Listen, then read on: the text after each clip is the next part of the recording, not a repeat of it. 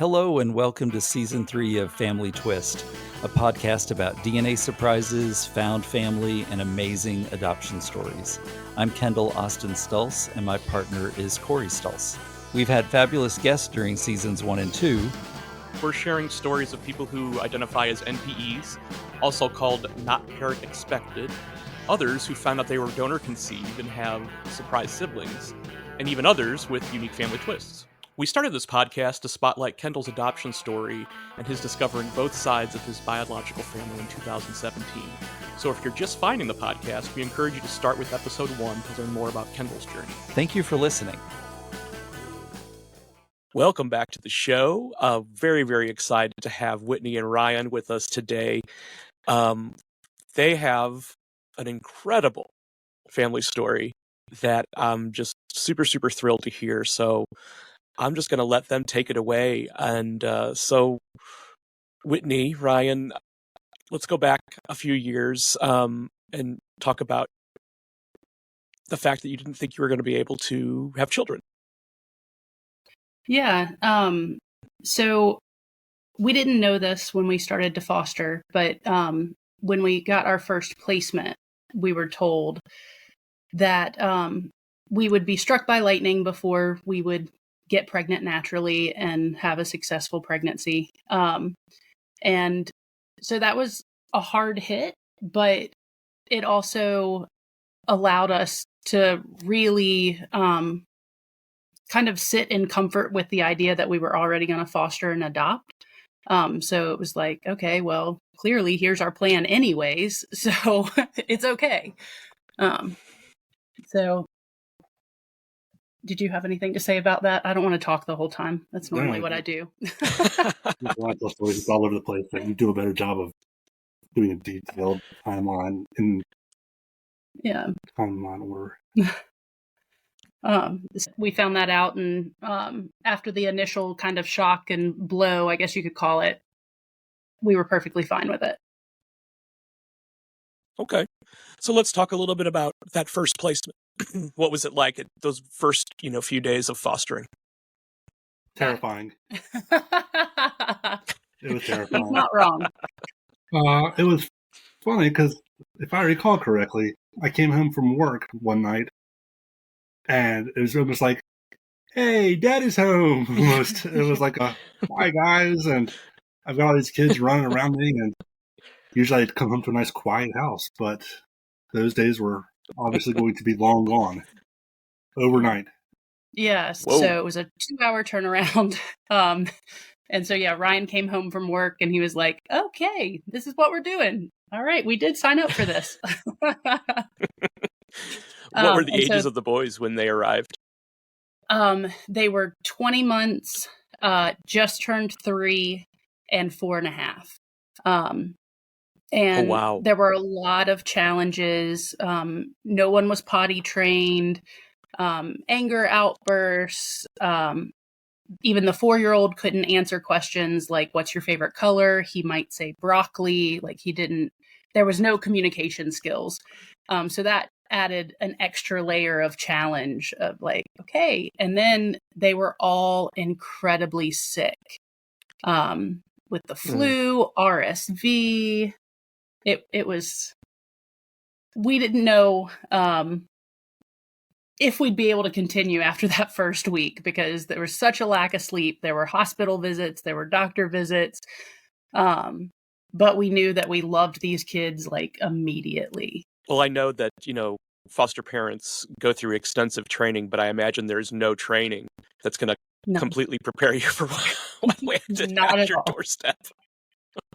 Not at all. And literally, like, the store worker comes over and is like, all right, here are these kids. This is their name. Here's this lady that's going to take care of you, and bye. And it's like, okay, here we go. So, wow. But luckily we had good social workers that were really supportive of us. And so we definitely appreciate the process and encourage other people to do it. But that first week or so of a new placement can be completely overwhelming, to say the least. I bet. So, was there like an aha moment or like a going over, the first part of the roller coaster where it was like, okay, I'm seeing progress here. Yeah. When you started eating the vegetables that they needed so badly because Okay. they were anemic. Yeah. It was like, okay, here we go. We're making a turn here. Like, they're starting to eat their vegetables. We made it a rule that you didn't get to eat the rest of your food until you had your vegetables first. And that's really what kind of, they're like, okay, well, I'm ready to eat. So let me get these vegetables down. And it worked like a charm. It was, and when they finally just bought into it, I mean, now it's like automatic for them. They go for the veggies. Yeah.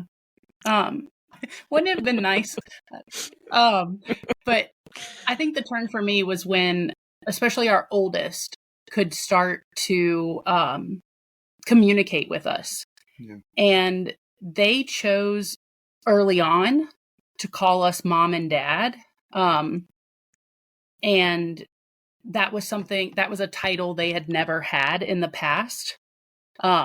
Because their birth parents they went by their given names, not mom and dad. And so the first time I heard that out of their mouths by choice, which was in the first week, it was like, oh, whew, okay. So I think those were the two biggest turning points for me. Yeah, that happened pretty early on, too. It was like within a week, it was mom and dad. Yeah. Wow, that's heavy. I mean, I can only imagine what I'm got goosebumps right now, but I can only imagine like what that felt like in your hearts. Oh, it was amazing in one way and heartbreaking in another that they had attached to us that quickly. I put the two older boys to bed in their room, and while I was closing the door and turning off the light, the oldest says, "Good night, Dad. I love you." And it's like, "Yeah, I love you too." And it was a shock. Yeah. I mean, I've known these boys for like a week, and it's like, "I love you, Dad." It's like, wow, like, okay, like they were just obviously desperate for love, really. Well, and I think it just says a lot about what you were able to give them even in 1 week. I'm just getting chills thinking back to it and just how quickly we saw change, because all of them got into physical therapy, speech therapy, OT, and all of our kids are incredibly intelligent, and just how quickly the change from anger because they were in pain from a lot of rotted teeth and other things going on. But as soon as all of that was taken care of, like they were able to like share their emotions instead of lashing out. And before we started fostering, I like to call them two-legged animals. We fostered a lot of four-legged animals, and we foster fit to see him go from lashing out to like loving on them because he was able to like, communicate instead of like throwing big tantrums. That was the only way he could get his energy and communication across. It was huge. And then 6 weeks in, we had a house fire, and ended up having to move out of our house, moved into a hotel for a month with the three boys, and then ended up moving into a rental property for 5 months, I think it was. And then back to that house, and then decided to buy a different house and move out to the country, I think 2 months later. So all of that on top of COVID. I don't know how we survived 2020, to be honest with you, but here we are. So, wow. A lot happening in a short amount of time, but then when did the next twist arrive? Whew. So we knew we were working towards adoption with our three boys fairly quickly. Unfortunately, their bio parents were not working their plan and lots of issues there. So we signed up for adoption quickly. So we got our boys in January of 2020, and then we finalized the adoption in April of 2021, which is a very quick turnaround from foster to adopt. So I just want anybody who's thinking about fostering to know that that's not typically the timeline. But Right. So we chose a date out of thin air to finalize the adoption on, and they had given us a window, and so we chose April 22nd.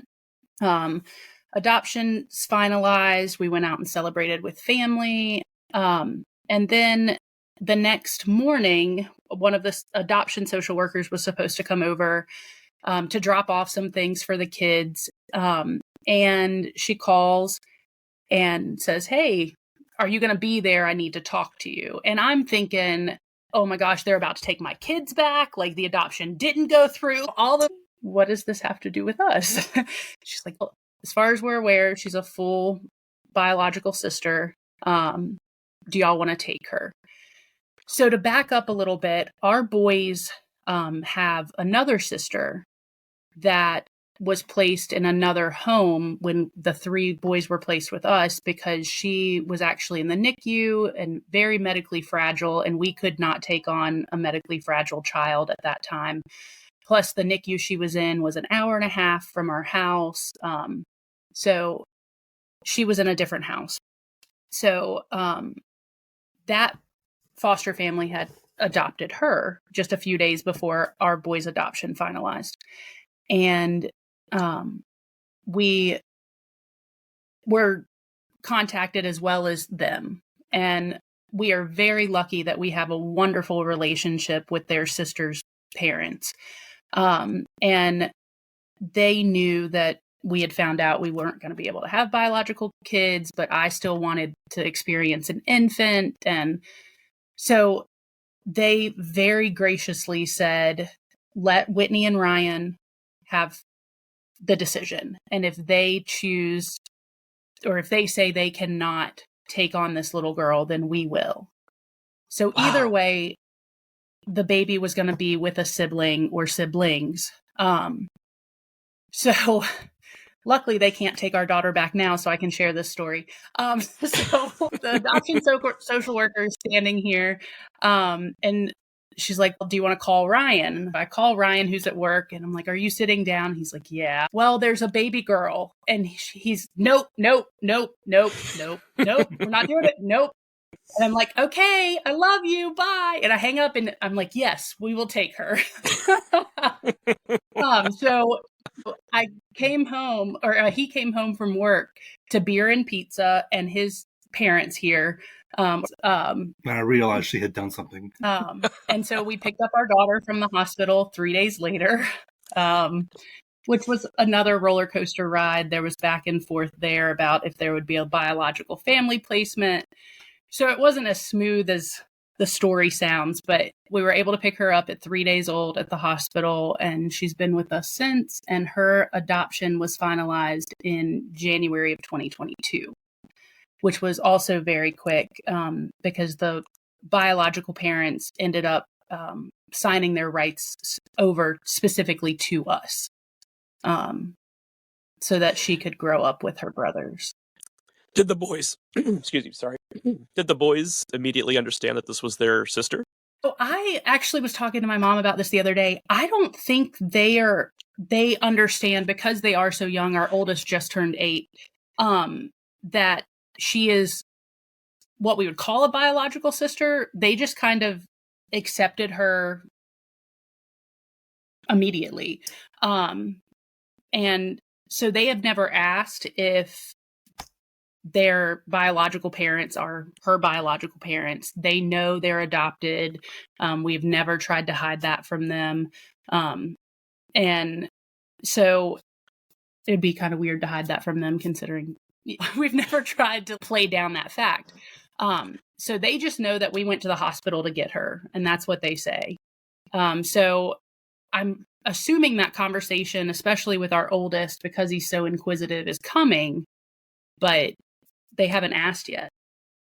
Did the boys have any memories from before they came to live with you? Yeah, unfortunately, it typically pops up in not so great memories, because it was a very bad situation for everybody involved. And so there have been memories that have popped up, especially with our oldest. And he'll say, he was beat with a belt. Those types of things are the memories that he shares. Yeah. And so we have to talk about, that that's never going to happen to you again. And you're safe here. And he's, yeah, I know that. And so unfortunately, it's those memories that come up, but yeah, they do. Well, if we ended the story right here, I think it would still be amazing, but this isn't the end of the story. No, it's not. So we got our daughter in April of 2021, and then September of 2021, I went to my normal OB visit. Of course, as most ladies know, you have to do a pregnancy test. And so I always rolled my eyes at those. I'm sitting out in the hallway waiting on the results. And Ryan had kept saying, you're pregnant. And we had COVID. We were stressed from remodeling the house and blah, blah, blah. So I'm like, I'm not pregnant. And so I told the nurse that. And she comes out and she goes, well, you probably can't say this very often, but your husband was right. And I screamed. I dropped my phone. And people are like coming out of their offices and with their patients because I had screamed so loud they thought somebody was hurt. So we find that out. Ryan had knee surgery that morning. So I come home and he's doped up from his knee surgery, and I'm like, so you were right. And he's like, yep, I was right. I was right. Yep. It's a really good way to ruin a medicated induced buzz. Absolutely, yeah. And the guy saw the son and was like, hey, wake up. You can be a daddy. It's like, so Ryan, I see a little salt and pepper in your beard. Did that exist before the kids came, or was that a result of? There's a tiny bit there. Like 3 gray hairs. Yeah. And then for some reason just exploded. I wonder why. Where did that possibly come from? Wow. Yeah, and so my mom had been here to help us take care of the kids because of Ryan's knee surgery. And so I went and I told Ryan, and then of course I immediately had to tell my mom because I'm the worst at keeping big secrets like that. And then we immediately had to call his parents over. And then we kind of stopped it at that. Because I was only 6 weeks along at that point, but it was incredible. Was it a challenging pregnancy, or did they say it was going to be a challenging pregnancy at the time? No, my OB is wonderful. And she was very supportive of kind of helping me with my anxiety, did blood work often to make sure everything was going as well as we could, or we could know. We did the fetal heartbeat just 2 weeks after we found out. And it ended up being a completely normal pregnancy. Very tired and nauseous all the time, So Sure. It was a challenging time with 4 little ones already. But and then Ryan, just to make sure that this didn't happen again, went and got a vasectomy while I was pregnant. So that hopefully there won't be a surprise 6th child. But what was the reaction of the siblings when you explained to them that you were pregnant? They were so excited. They were obsessed with hearing the heartbeat. And they wanted more than one baby in my belly. And I was like, nope, we're not doing that. Still, they want more babies still. I want to put it past her in our situation, our crazy story, if there was a litter in there. Her just pop out 4 or 5 of them. It would go well with the story. And our kids want more babies. They want more siblings. And we're like, nope, we're done, guys. Yeah. We're done. Our van is maxed out. At this point, we'd have to move up to the 12-passenger van. Nope, right. we're good. Sorry. So they were very excited and could not wait for their little brother, we found out was a boy, to come home. Wow. What has the last year been like in your house? Loud, messy, chaotic, but great. Our kids are incredible. And of course they have their moments that they're fighting and all of that, but they get along for the most part. They're constantly on the go. The our oldest and our youngest have this incredible bond. And our oldest had the option of having his own room, but he wanted to share with his baby brother. So it's been incredible to see the bonding that goes on between them. Our two, we call them bigs, the three bigs and the two littles. So our two littles are incredibly bonded as well. And so just to see like the dynamic play out between the 5 kids and how it's constantly evolving and moving, and it's just amazing. What's life been like for you over the last year? I tell people I'm tired all the time, and even when I'm not tired, I still feel tired. Like, oh, I got a solid 10 hours of sleep. I'm still tired.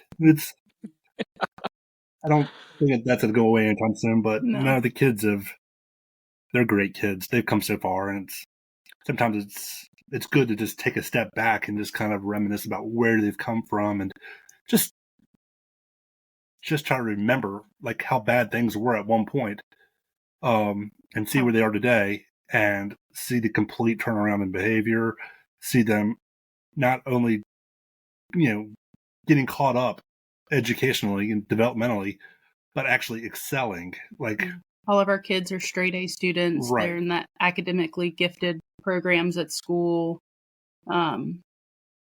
Yeah, they're just amazing. Yeah, so Incredible kids. I'm proud of them every day. So, well, we're honored that you're sharing your story with us, and I just have to say, you're a beautiful couple, and it sounds like you have the best family, kids and extended family and everything. It's really heartwarming to hear.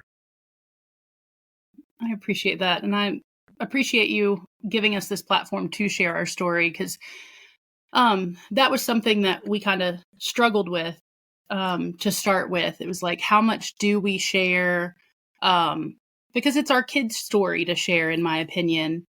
And we also want to encourage other people to foster and or adopt. And unfortunately, the foster care system isn't perfect. And there are lots of kids that need loving homes, especially permanent loving homes. And in North Carolina, where we are, the state maxes you out at 5. So whether that's biological, adopted, foster, that's where you are, unless it's a special case like sibling sets or something.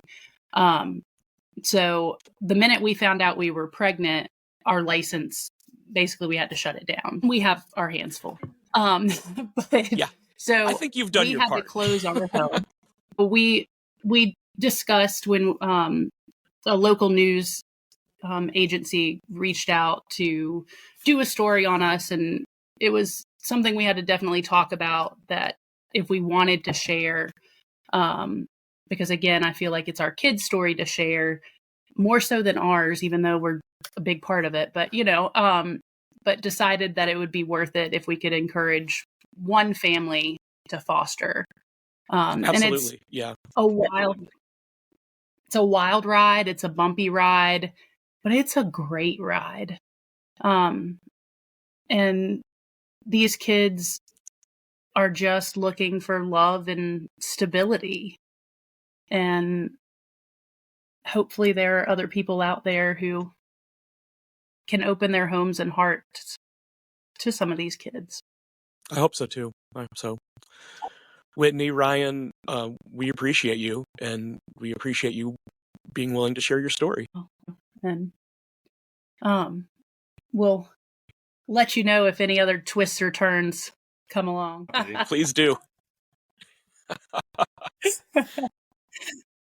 Thank you so much for listening to Family Twist. We feature original music by Cosmic Afterthoughts. And Family Twist is presented by Savoir Faire Marketing Communications. Check out our website at familytwistpodcast.com for blog posts and all of our episodes.